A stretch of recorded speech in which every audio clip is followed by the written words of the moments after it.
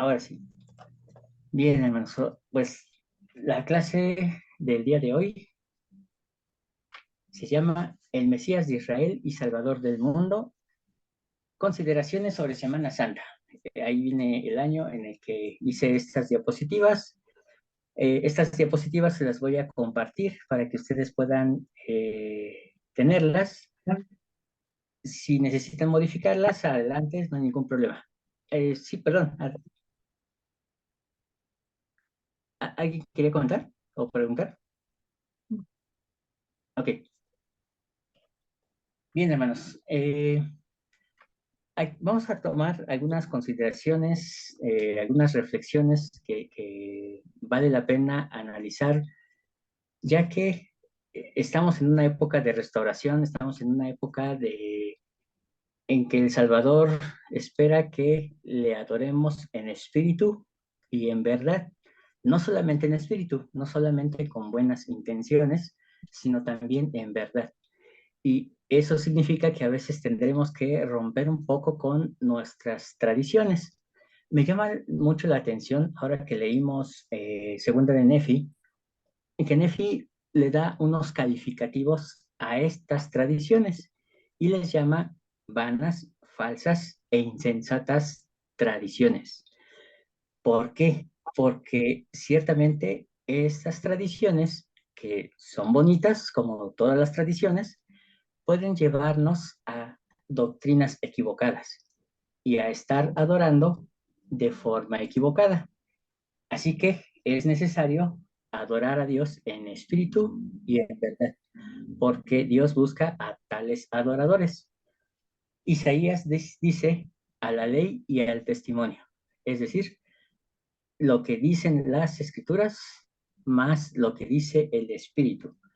Así que, hermanos, yo solamente pondré sobre la mesa estas consideraciones, unas reflexiones sobre estos temas relacionados a la Semana Santa, a la Pascua, y, por supuesto, serán ustedes quienes, a través de su estudio personal y de su consulta con el Eterno, puedan llegar a tener una mejor claridad de estos temas. Esto solamente es el inicio, hermanos, de un mundo que ustedes van a descubrir y como miembros de esta iglesia ya deberíamos de estar mucho más adelantados que cualquier otro pueblo en esta tierra. El primer tema que vamos a analizar en estas reflexiones es el tema de fiestas de los judíos o Moadim de Yuhet Bahei. Hace unos días hubo una conversación en el grupo de WhatsApp de la clase sobre el nombre correcto del Dios de Israel. Y decíamos que Jehová prácticamente para nosotros no nos dice realmente nada, no es una interpretación del todo correcta. Eh, y les comentaba que lo ideal sería la pronunciación letra por letra. Yud, Hey, Ba, Hey. Porque cada letra tiene su propio significado, tiene una profundidad más trascendente de la cual hablaremos en otra ocasión. Entonces, me referiré al Dios de Israel como Yuhet Ba, Hey. En ocasiones tal vez se me vaya y pronuncie la palabra Jehová, que es por costumbre, ¿no? Y bien, vamos a encontrar que en el mundo cristiano se habla de algo llamado Pascua de Resurrección y entre los judíos se llama Pesach.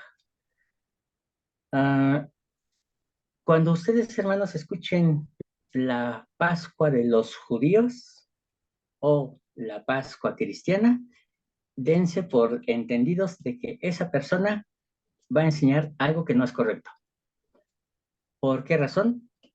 Por lo que veremos más adelante, pero vamos a ver primeramente que hay un término muy específico que se conoce como Moadim.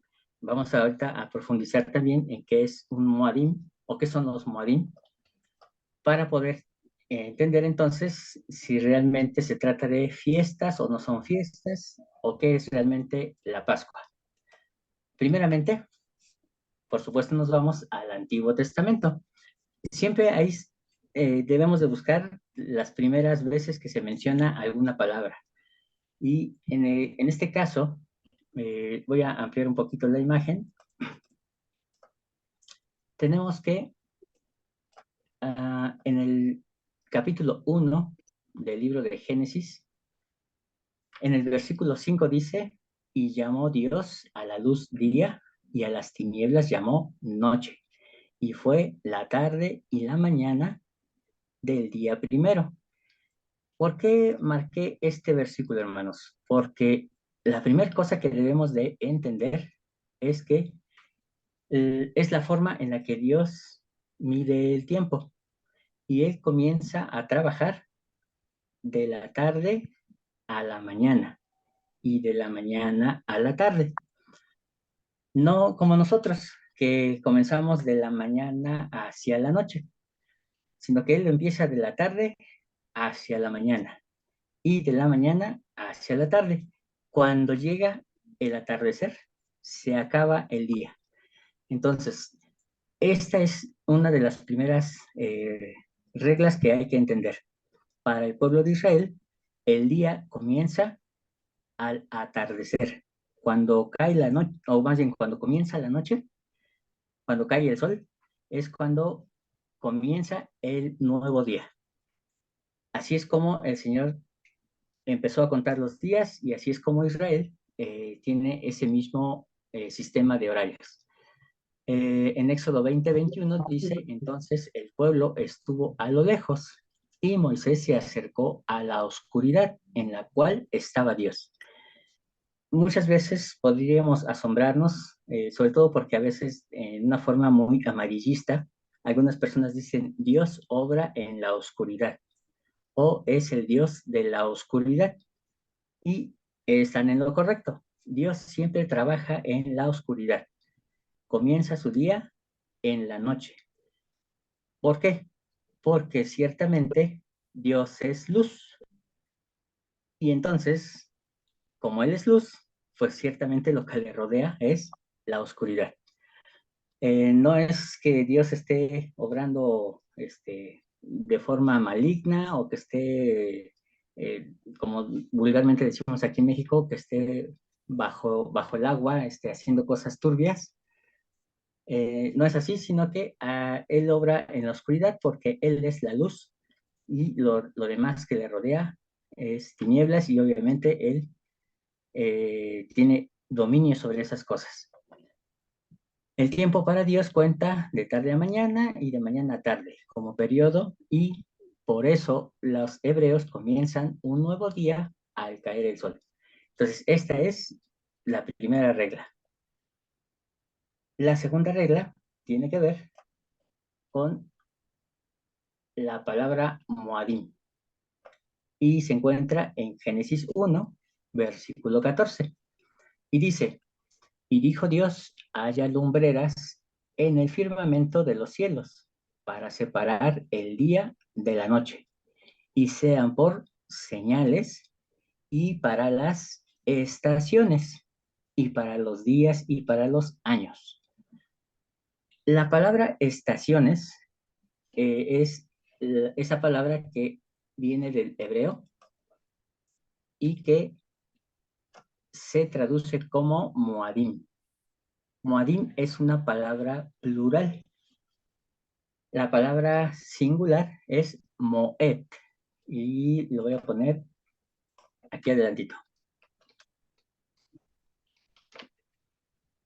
Moed significa, puede traducirse como estación, pero algo que debe de llamarnos la atención, hermanos, es que no se refiere a la estación que actualmente conocemos como invierno, primavera, verano, otoño, sino se refiere a los momentos en los que nos detenemos, los momentos en los que hacemos una pausa y hacemos una estación, nos estacionamos.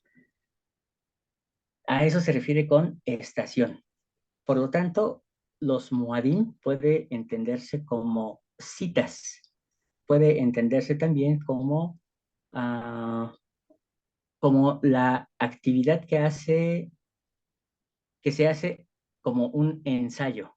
Es decir, nos reunimos para hacer un ensayo.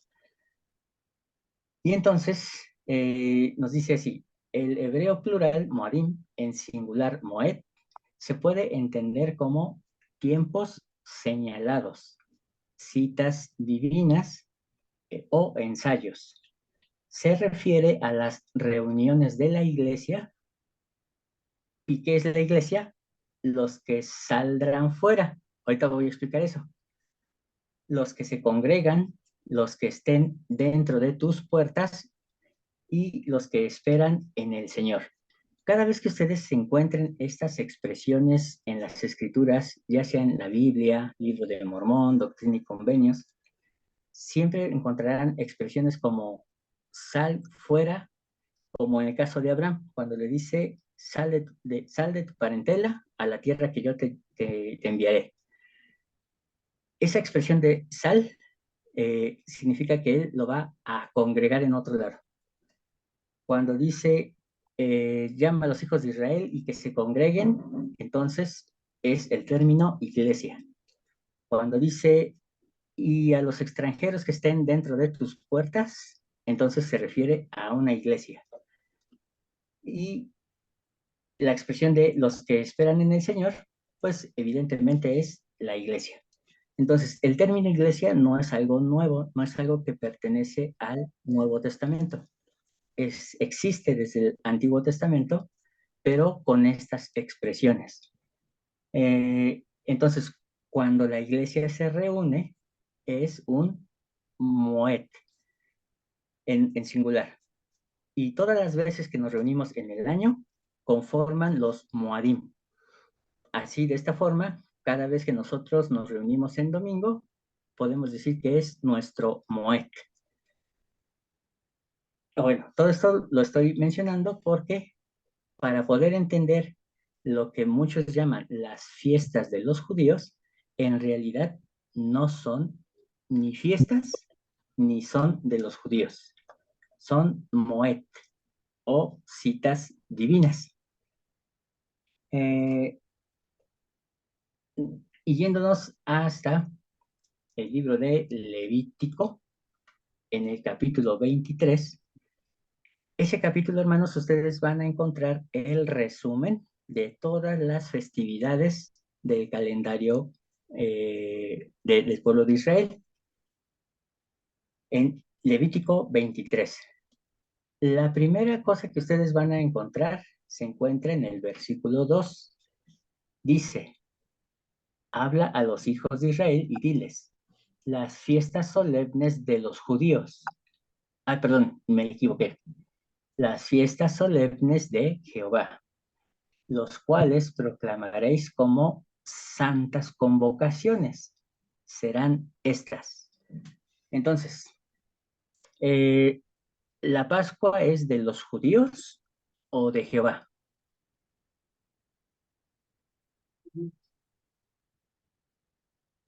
De Jehová. Así es, hermano. Gracias. Entonces, por eso les decía, cuando alguien les diga la Pascua de los judíos, dense por enterados de que hay un error en la doctrina. Si alguien dice la Pascua cristiana, entonces hay algo erróneo en la doctrina. Y esta es el primer Moed. Dice, 6 días trabajarás, pero el séptimo día será día de reposo. Santa convocación, ningún trabajo haréis, día de reposo es de Jehová, donde quiera que habitéis. Entonces, ¿por qué es importante este primer Moed? Porque hermanos, nos va a dar referencia a todos los demás. Si entonces entendemos lo que es día de reposo, vamos a poder comprender el resto. Nos dice día de reposo y se caracteriza por santa convocación. Y segunda cosa, ningún trabajo haréis. Esas dos características son lo que definen a un día de reposo. De tal forma que más adelante, cuando veamos otras festividades, vamos a ver que cuando el Señor diga santa convocación o ningún trabajo haréis, está haciendo alusión a que también es un día de reposo.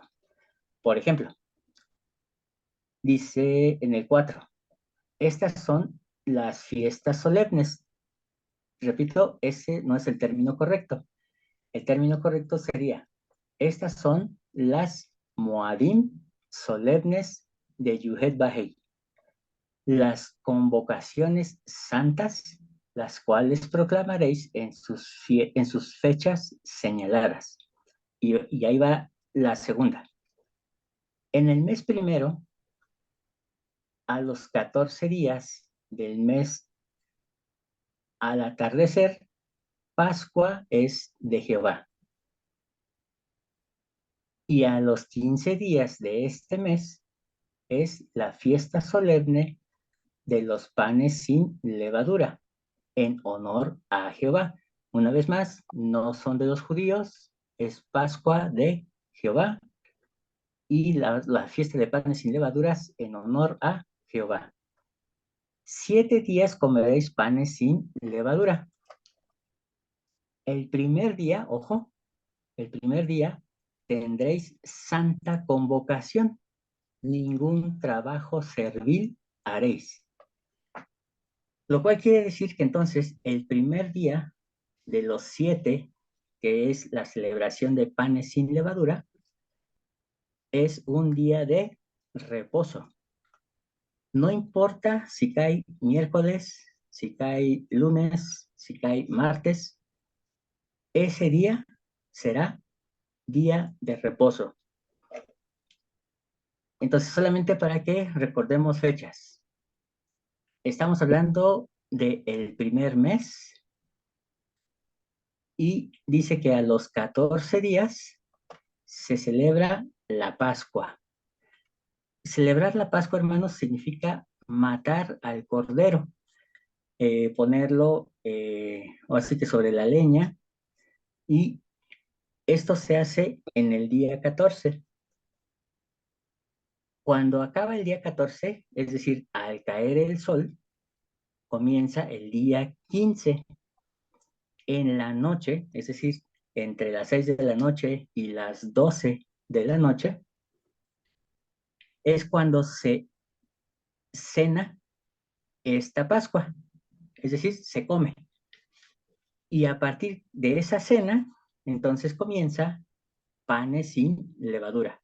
Es decir, están unidos, porque el día 15 es cuando se come la Pascua y el día 14 es cuando se mata al cordero, porque el cordero es la Pascua, ¿ok?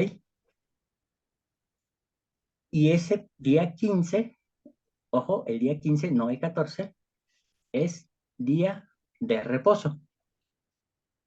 Y después nos dice, durante 7 días, estoy en el versículo 8, durante 7 días ofreceréis a Jehová ofrenda encendida. El séptimo día será santa convocación. Y me voy al otro extremo. Santa convocación. Ningún trabajo servil haréis. Entonces, imagínense, si el primer día de panes sin levadura cae en miércoles, entonces el séptimo día, ¿cuándo sería, hermanos?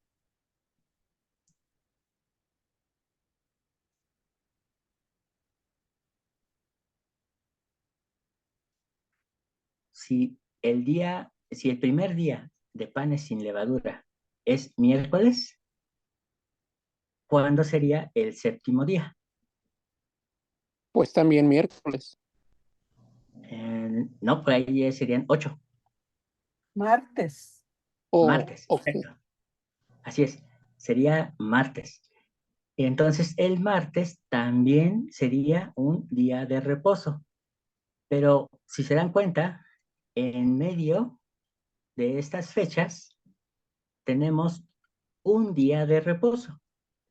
Por lo tanto, panes sin levadura, en este ejemplo que estoy poniendo, tendrá 3 días de reposo. El primero, que es el día 15, y el que se celebra 7 días después. Pero en medio se atraviesa el, el Shabbat semanal, el normal de cada semana. ¿Por qué, hermanos? Porque estos llamados Shabbat, que van al principio y al final, se consideran lo que nosotros llamamos en la actualidad días festivos. Son días en que no se trabaja y son días en los que, en el caso de Israel, se realiza una santa convocación. De tal forma que en este ejemplo que estoy poniendo, pues encontramos efectivamente 3 días de descanso, 3 días de reposo. Ahora, para no aturdirles mucho en cuanto a fechas y ya ustedes lo van a poder analizar con más calma, en el versículo 10 nos habla de la fiesta de las primicias. Posteriormente, en los versículos 14 al 16, nos habla de otra festividad llamada Shavuot, que significa semanas, y en el mundo cristiano se le conoce como Pentecostés.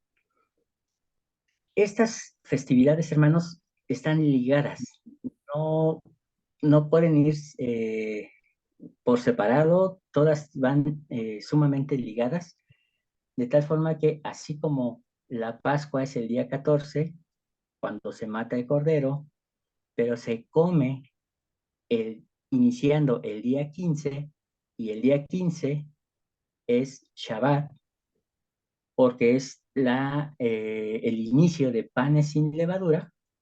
Al final viene un Shabbat que es conocido como, ojo, con lo que voy a decir, el último Shabbat de panes sin levadura. También se le conoce como el primer Shabbat. ¿Por qué se le conoce como el primer Shabbat? Porque a partir de ahí empieza con una cuenta de 50 días. Y nos vamos de 7 en 7, y cada 7 es un Shabbat, hasta que llegamos al número 49. Al 49 le agregamos un día, y ese día es la fiesta de Shavuot. ¿Qué significa o qué representa Shavuot? Shavuot representa la fecha en la que el pueblo de Israel sale de Egipto, pasan 50 días hasta que llegan al monte Sinaí, y ahí es donde reciben las tablas de la ley. Por lo tanto, Shavuot representa la fiesta en la que Israel recibe la Torá. Específicamente los 10 mandamientos. Pero fue un acontecimiento sumamente importante porque el pueblo escuchó literalmente la voz de Dios. Vieron los terremotos, la nube que cubría la gloria de Dios, y entonces escucharon uno por uno los 10 mandamientos. De tal forma que en el Nuevo Testamento, cuando llega el día de Pentecostés, sucede un efecto de la misma manera milagroso, que es cuando el Espíritu Santo desciende como en lenguas de fuego, y entonces las personas que estaban presentes empiezan a hablar en los idiomas de las personas que estaban presentes.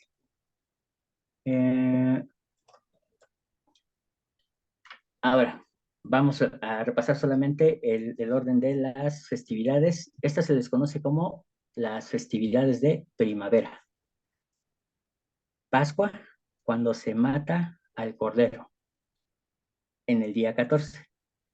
En el día 15, es decir, en la noche, empieza panes sin levadura.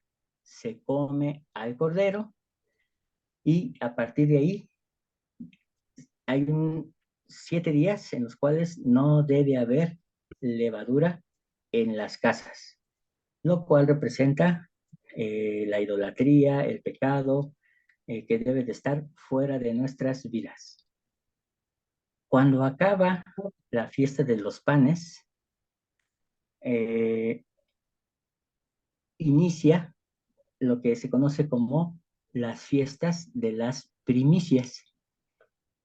Y esto, hermanos, representa cuando el pueblo entrara al pueblo a su tierra, tendría que presentar las gavillas de la cebada, que es la primera en florecer. Y estas gavillas son una representación de la resurrección de Cristo. Por lo tanto, Cristo es las primicias. Y pasando estas primicias, viene la fiesta de Shavuot. No todas son fiestas, si se dan cuenta. Por ejemplo, la Pascua, más que una fiesta, se trata de un recordatorio, de un memorial. No hay nada de qué bailar, nada de qué reírse. Por el contrario, los judíos recuerdan con cierto dolor su opresión en Egipto y al mismo tiempo sufren el dolor de haber visto o de haber sido testigos de la muerte de los primogénitos en la tierra de Egipto. Entonces, estos hermanos son lo que se conoce como los Moadim de primavera. Ya después veremos los de otoño, pero solamente porque menciono esto, hermanos, en relación a la Pascua. Dice, es en el concilio de Nicea I, en el año 325, donde se llega finalmente a una solución para este asunto, en el que se establece que la Pascua de Resurrección había de ser celebrada cumpliendo unas normas.